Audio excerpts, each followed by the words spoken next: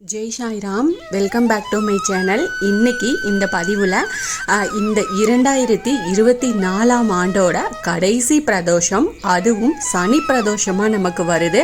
அதில் நம்ம சிவபெருமானுடைய வழிபாட்டையும் சிறப்பையும் அதோட பலன்களையும் விரத முறையும் பற்றி இதில் நான் ஷேர் பண்ணுறேன். என்னோட சேனலுக்கு தொடர்ந்து சப்போர்ட் பண்ணுங்கள், லைக் பண்ணுங்கள், ஷேர் பண்ணுங்கள், கமெண்ட் பண்ணுங்கள், மறக்காமல் சப்ஸ்கிரைப் பண்ணுங்கள், பெல் ஐக்கானை கிளிக் பண்ணுங்கள்.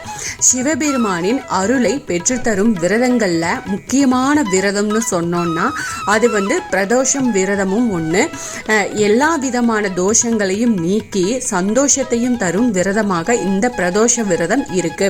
தினமும் மாலை 4:30 மணி முதல் 6 மணி வரையிலான நேரம் நித்திய பிரதோஷ காலம் அப்படின்னு சொன்னாலும் திரையோதசி திதியில வரும் பிரதோஷம் ரொம்ப ரொம்ப சக்தி வாய்ந்தது. சிவபெருமான் ஆனந்த நடனமிட்டு தேவர்கள் எல்லாருக்கும் கேட்ட வரங்களை தந்து அருளிய நேரமாக இந்த பிரதோஷ நேரம் இருக்கு.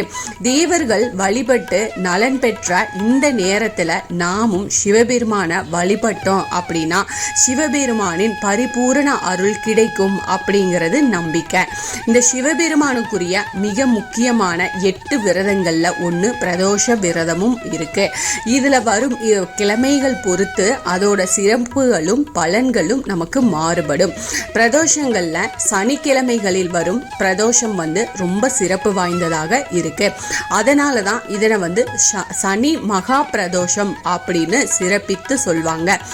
சிவபெருமான், பார்வதி தேவி மற்றும் சனி பகவானுக்குரிய வழிபாட்டு நாள் அப்படிங்கிறதுனால தீராத கஷ்டங்கள்ல இருந்து விடுபடணும்னு நினைக்கிறவங்க கண்டிப்பா இந்த சனி பிரதோஷம் வர்ற நாளை தவறாம வழிபாடு செய்யுங்க. ஒவ்வொரு மாதமும் திரையோதசி திதி நாள் வரும் நாளை பிரதோஷ நாளாக நாம வழிபாடு செய்கிறோம். வளர்பிறை, தேய்பிறை அப்படின்னு மாதத்துல 2 பிரதோஷங்கள் வரும். பிரதோஷங்கள்ல ரொம்ப முக்கியமான பிரதோஷமாக இருக்கிறது இந்த சனி பிரதோஷம். 2024 ஆண்டின் கடைசி பிரதோஷமாக அந்த சனி பிரதோஷம் இருக்கிறது ரொம்ப சிறப்பு வாய்ந்தது. டிசம்பர் மாத தேய்பிறை பிரதோஷமும் இந்த ஆண்டின் கடைசி பிரதோஷமாக சனி பிரதோஷம் டிசம்பர் 28ஆம் தேதி நமக்கு வருது. டிசம்பர் 28ஆம் தேதி அதிகாலையில 2:42 மணிக்கு துவங்கி டிசம்பர் 29ஆம் தேதி அதிகாலை 3:55 மணி வரைக்கும் திரையோதசி திதி இருக்கு.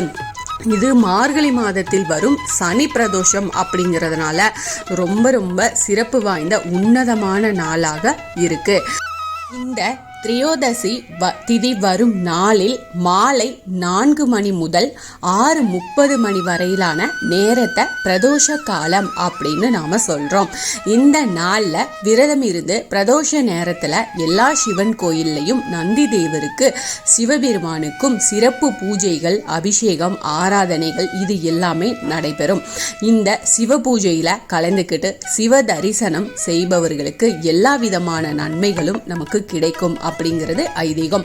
சிவனருள் வேண்டவங்க பிரதோஷ நாள்ல விரதம் இருக்கிறது ரொம்ப சிறப்பு வாய்ந்தது.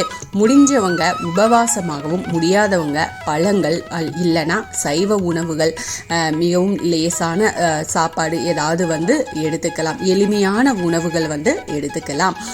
பிரதோஷ விரதம் இருந்து சிவனை வழிபாடு செய்யறவங்களுக்கு மகிழ்ச்சி, செல்வ வளம், காரியங்கள்ல வெற்றி எல்லாமே நடக்கும். இந்த நாள்ல விரதம் இருக்கிறவங்க விருப்பங்கள் எல்லாத்தையும் சிவபெருமான் நிறைவேற்றி கொடுப்பாரு. அதாவது நம்பிக்கையோடு அவரை நீங்க வழிபாடு செஞ்சீங்க அப்படின்னா உலக வாழ்க்கைக்கு தேவையான இன்பத்தை மட்டும் இல்லாம முக்தி என்னும் பேரின்பத்தையும் ஈசன் அருளுவார். பிரதோஷ நேரத்துல கோவிலுக்கு போக முடியாதவங்க வீட்டுல இருந்தபடியே நீங்க சிவபூஜை செய்தும் பிரதோஷ பூஜை செஞ்ச பலனை அடைய முடியும். சிவபெருமானுக்கு ஒரே ஒரு வில்வ இலை சமர்ப்பணம் பண்ணா கூட நீங்க வழிபட்டு வந்தீங்க அப்படின்னா அளவில்லாத பலன்களை ஈசன் அருளுவார் அப்படிங்கிறது நம்பிக்கை. சனி பிரதோஷம் அன்னைக்கு சிவபெருமான் மற்றும் சிவ அபிஷேகம், அதாவது சிவ வழிபாட்டுக்கு உரிய அபிஷேகத்துக்கு தேவையான பொருட்களை நீங்க வாங்கி கொடுக்கலாம். சிவன் சன்னதியில விளக்கேற்றி வச்சு வடகிழக்கு திசையை நோக்கி அமர்ந்து சிவனுக்கு பூஜை செய்கிறது அப்படிங்கிறது ரொம்ப விசேஷம். பகல் முழுவதும் பழங்கள் மட்டும் சாப்பிட்டு மாலை நேரத்தில் பிரதோஷ பூஜை செஞ்சு நிறைவடைஞ்சதுக்கு அப்புறமா நீங்கள் விரதத்தை பூர்த்தி செஞ்சுக்கலாம். அது ரொம்ப சிறந்த பலனை கொடுக்கும். பிரதோஷ நேரத்தில் நீங்கள் சிவன்கிட்ட என்ன வேண்டிக் கொண்டாலும் அது அப்படியே நடக்கும். அதனால பிரதோஷ காலத்தில் சிவனை நினைச்சு மனதார தியானம் செஞ்சு சிவ மந்திரங்களை ஜபிச்சு நம்ம வழிபாட்டை செஞ்சதுக்கு அப்புறமா உங்களுடைய பிரார்த்தனைகள் கொடிமரத்திற்கு முன்னாடி அமர்ந்து சிவன்கிட்ட மனதார முறையிடுங்க. உங்களுக்கு கோரிக்கை நிச்சயமா உங்களோட கோரிக்கைக்கு சிவன் செவிசாய்ப்பார்.